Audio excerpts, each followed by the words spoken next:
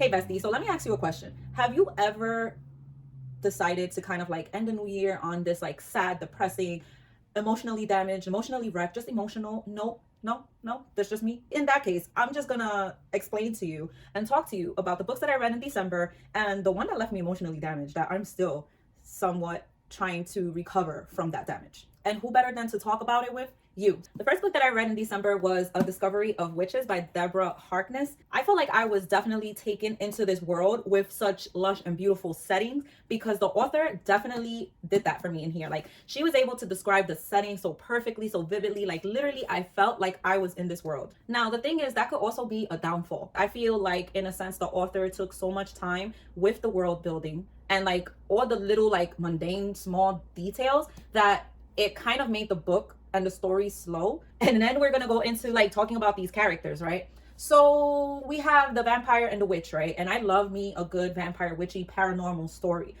But for a vampire who's like supposed to be like this scary vampire, right? Because that's what's said about him. He just wasn't scary at all. He just was so calm and I couldn't take him seriously because when you have a vampire that's into science, DNA, and that also does yoga, yeah, he does yoga. I was just like, I don't buy it. The vampire's name is Matthew, by the way. Then there's Diana, who's the witch. You're supposed to be this like powerful witch that you have like ancestors and you know like, but I didn't buy it. Like, she just seemed so clingy, so bland, so boring. Bland, I love Mac Taste. gloopy, fucking glue. Yeah. And then the fact that you want to claim you're like this strong woman, but then you depend on Matthew so much and you like, oh my Lord, save me, Matthew. Oh, girl, you could have easily been this independent, strong woman had you just used your powers. Problem solved. Then there is just so many plots and subplots going on in here that it just left me so confused. So I'm guessing that with all these things that she put in here, it kind of sets it up for the next book. But again, I felt like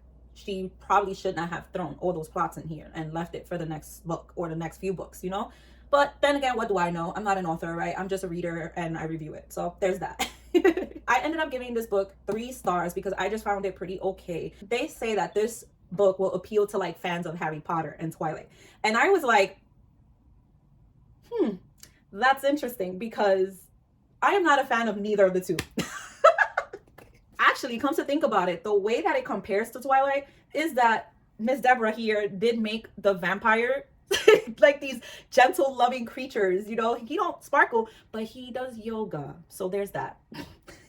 So another book that I got to read in December, bestie, is Ugly Love by Colleen Hoover. Ugly Love is like a very emotional book, okay? Like, that's what I can say. Now, did it damage me emotionally? No, bestie, this is not that book, okay? Hold up, it's coming. What I enjoyed about Ugly Love is the way that Miss Colleen was able to kind of like, you know, sprinkle in the present and the past and let us know like what Tate's story is and then what Miles' story is, but going into the past so we could know what is up with Miles. And to tell you quite honestly, I did enjoy Miles' story more than Tate because I kind of would get really annoyed with her and want to strangle her at times because I was just like, girl, you don't need that, you know, like, why are you putting up with the nonsense? But at the same token, I did enjoy Tate as well as a character because she was relatable. And then as for Miles, I enjoyed reading his story. However, he did annoy me a lot as well because of the fact that it was like an insta love type thing and I cannot stand the insta love trope. So yeah, if you don't like insta love, then you might find his story, backstory annoying too. But at the same token, I did enjoy the way Colleen like worked up to, you know, the mystery of Miles and why he is the way he is. And quite honestly, it was a great build up to where you find out what happened, and it's an emotional and sad and devastating thing. All in all, at first I was gonna give this a 4.5 rating, but then I was like, I feel like it's more of a 4 rating for me. So the next book is at least the front didn't get damaged, just the back. I don't know why I continue to kind of like think that I can throw around a brick of a book and catch it and not let it fall, because this has happened before in previous videos with the first book and this one, I think. Anyways, another book that I ended up reading is The World of Ascension by Brandon Sanderson. In case you don't know, this is the second book to the Mistborn series, and guys, Brandy Sandy did it again. What I love about his writing, and which is why I would recommend this series to anyone who's starting off in adult fantasy, is that he makes the complex understandable. And I am one that when it comes to like complex worlds and, you know, politics and things like that, I am just like my brain doesn't function correctly when it comes to that. I still love Vin. I still absolutely love Ellen. He is my love. And I love that I'm able to connect and love these characters, especially the protagonists, because we all know that female protagonists are usually not my cup of tea. They're usually not my friends. But Vin, I absolutely love her, and I can't wait to continue the journey on with these characters in the next book. This was a 5-star read for me. Kudos to Mr. Brandy Sandy. So another book I got to read is Home Before Dark by Riley Sager, and bestie, listen up. This right here was one wild yet fun ride. I was taken on this like creepy, like haunted house story, but yet there was like thriller and of course mystery and horror. It gave me it all. And what I really loved is the plot twist. Like Mr. Sager here was able to throw one, and then like just when you're like, I think I might know what's going on, or I'm assuming and have these assumptions like this could be happening, and then he's like, hold up, boom, hit you with another plot twist, and then you're like, wait, what? And then you couldn't even recover from that plot twist, so then you're just like, and you get thrown with another one, and it's just so good. And for me, that was like the beauty of it. Once you hit the ending part and you keep reading and going more and more down that rabbit hole, you're just left like, what? So it was nice to see like all those little working parts and those bits and pieces that Mr. Sager put together, and seeing it lead to that ending point. And yeah, all I can say is that this was amazing. 5-star read for me. This man knows how to write, okay? And we're not done yet, because there's another book that I happen to read, which is Sharp Objects by Gillian Flynn. Okay, firstly, search trigger warnings, okay? And I didn't get to state that in the beginning, but search trigger warnings for all these books that I'm recommending. There is just so much going on here. We are like following this dysfunctional family, and you know what? They were dysfunctional, and I loved it, because this kind of gave me VC Andrew-esque type vibes, and I enjoyed it. I also found myself not enjoying it because I couldn't really connect to the characters, and for the most part when that happens, I'm already like, knock off one whole star, because I have to connect with the characters. I have to at least love somebody. Once you discover everything towards the end, you're left like, what the fuck? The story I wasn't that like into, to be honest. However, it did have me feeling uncomfortable, had me feeling like nauseated, and then it also had me still wondering like, what is this and what's gonna happen? And that's why I continued on with it. I didn't know if I wanted to leave it at 3 stars or like a 3.5 star, 3.25. Maybe I should leave it there, 3.25 stars, somewhere in the middle. So the next book is The Hating Game by Sally Thorne. And this is actually not my first Sally Thorne book. I had a bad experience with the first one, which was 99, what was it, 99 problems, something, whatever the heck it was. I was like, should I give this author a second chance? Yeah, fuck it, let's go for it, right? Now, the thing is that this is an enemies to lovers romance, and that's like the main thing of it, you know, within the workplace. Now, what I felt was it wasn't so believable. You could kind of still tell that they like each other. I don't know, it just didn't hit so much for me with the whole enemies to lovers thing. And then let me just point out this fact: Lucy is short, all right? So then, as far as like the characters go, did I connect with them? No, because Lucy was immature, that annoys me. And then you have Josh, who's okay, but then he's boring. Dry and tasteless. It's dry, it's... Dry? How dry that is. Dry. You're dry. I wanted to love them too, but it was just not hitting for me. It was just not it. Lucy is also a shortcake, and that's so cute, right? Yeah, that I guess has to do maybe with Miss Sally Thorne's writing, and maybe I just don't like her stuff as like a rom-com read, you know? Don't get me wrong, I did enjoy this, but I just didn't enjoy it as much as everybody else did.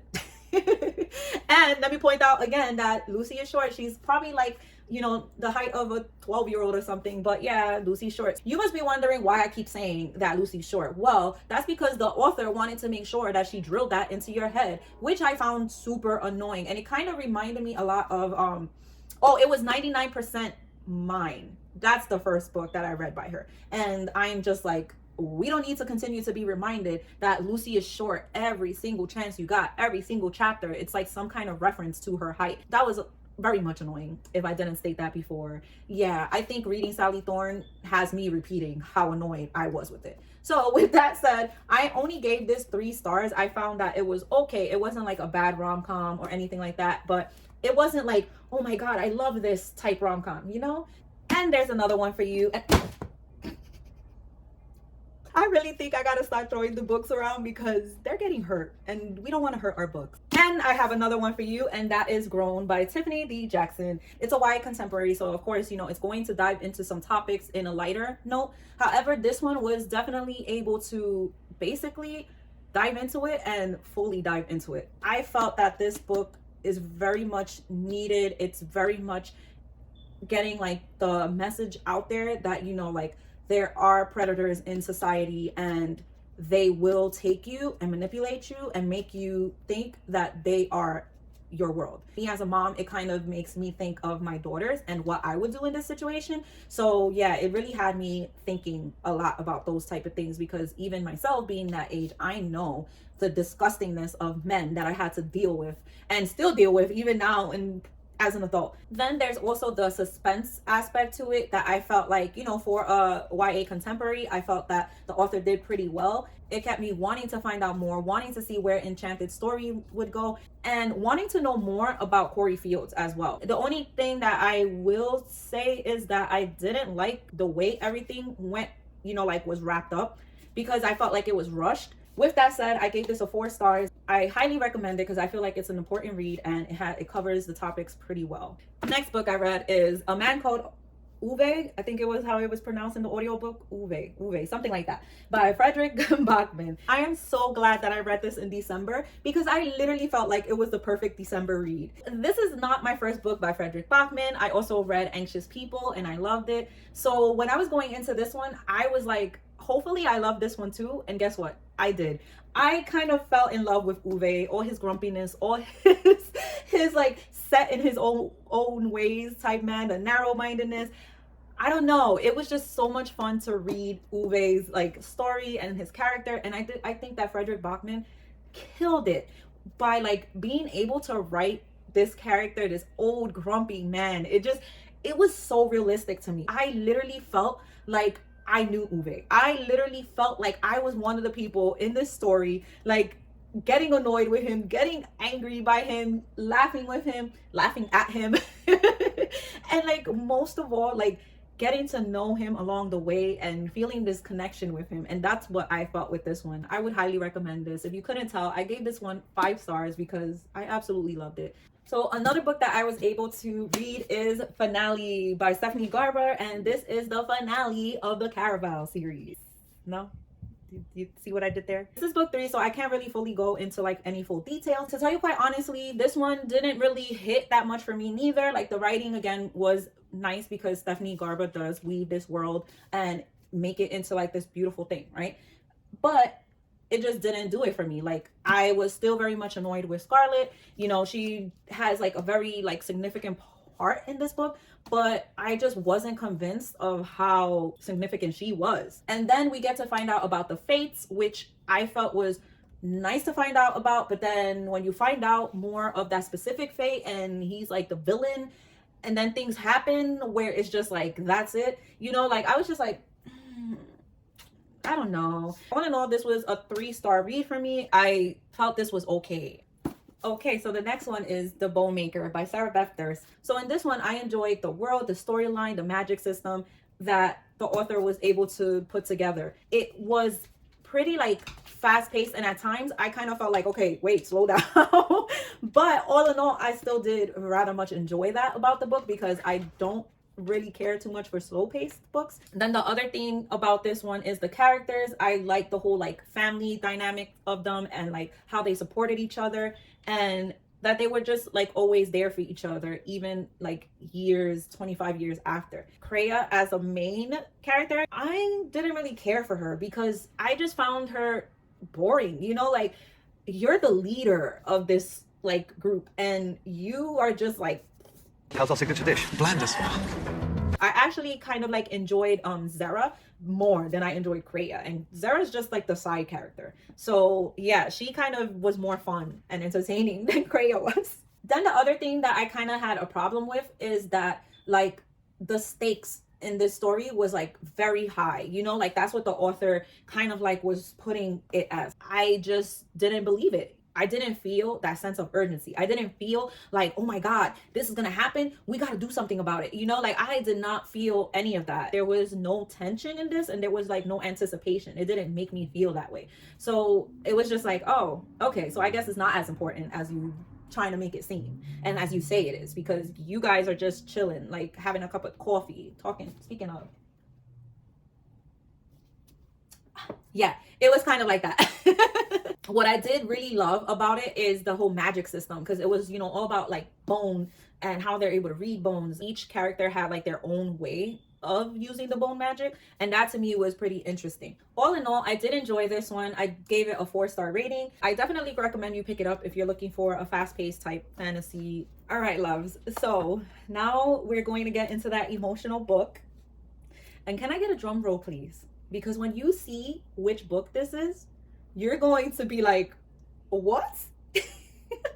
So that book that I am talking about is A Little Life by Hanya hold up, let's do that again. By Hanya why am I going not? By Hanya Yanagihara. There we go. This book was finally read last year. You don't know how proud I am of myself. That's one of the reasons it's also emotional. This book is done. It's finished. It's over. I made it through A Little Life. There we go. That's the emotional aspect of it. That's it. We're done.